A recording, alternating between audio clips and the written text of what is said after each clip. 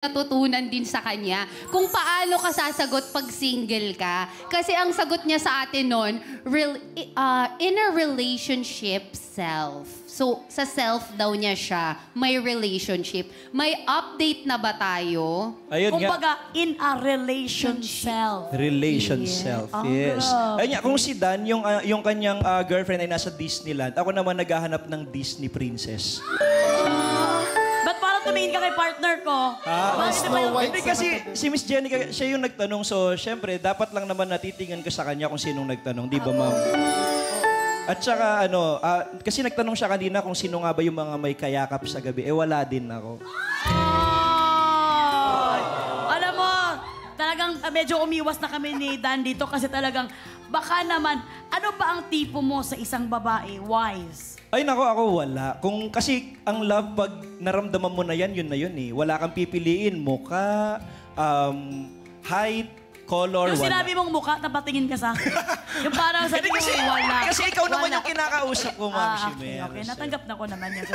So wala ka, basta ang ugali ang tinitingnan mo. Wala. Pero, kunwari lang, may kuhan ka na, pipiliin ka lang. Morena, ay, may halak ka. Gusto ko ng morena. Morena or Americana, wala. Gusto ko ng morena, ng chinita, ganon. Gusto ko ng long hair. Oh! Partner, parang ikaw yung nakikita ko doon sa sinasabi na. Alam mo, hindi ko ma-unseen, pero pagtingin ko sa monitor natin, ikaw, may pagka-chinita, habi na habi ka ba sa mga Koreans, ha? Tapos mahaba ang hair. Ano ang gusto mong sabihin kay Wise? Ba't ako? Wala, advice ba? Kasi ikaw marami ka ng experience din sa pag-ibig. Ano ma-advise mo na siya is, naghahanap siya ng kanang minamahal. Bilang, nanggigigil ako sa sarili ko. Ba't ko pa tinanong yun? Do you find Jenica beautiful, Wise? Oo naman. Sobrang beautiful.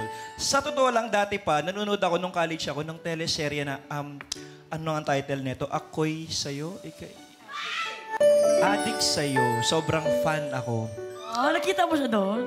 Pinapanood ko sila doon. Ay! Grabe naman to. Kaya naman may nanalo na sa ating blind date of the night. Hindi naman, ito na naman is, alam mo yun, nag-usap-usap lang naman tayo dito. Malay mo, di ba, sa team show. Ayan na nga. Partner, ikaw, ano tipo mo sa isang lalaki? Wala kang sasagutin kasi... Hindi kapag physical, gusto ko matangkad. Ay, pasok! Tapos... Hindi, kasi gusto ko ma-experience yung mga nakikita ko sa sa mga palabas sa sine. Yung tataas yung ulo ng babae pag kiss na. Hindi kasi... Di ba ganun yun sa mga Korean? Hindi kasi naman. Hindi kasi yung partner ko dati, 11 years, yun lang naman naging partner ko. So, anong tawag dito? Sa pangalanan mo, partner. Kahit ko kasi siya, tapos medyo mas matangkad ako ng konti. So sabi ko, nung hindi nag-work, ay, yung susunod ko that medyo matangkad para ma-experience yung kiss, ganon. Oh! I'm very sorry, Cesar. Wala ka na sa listahan. Ayan na.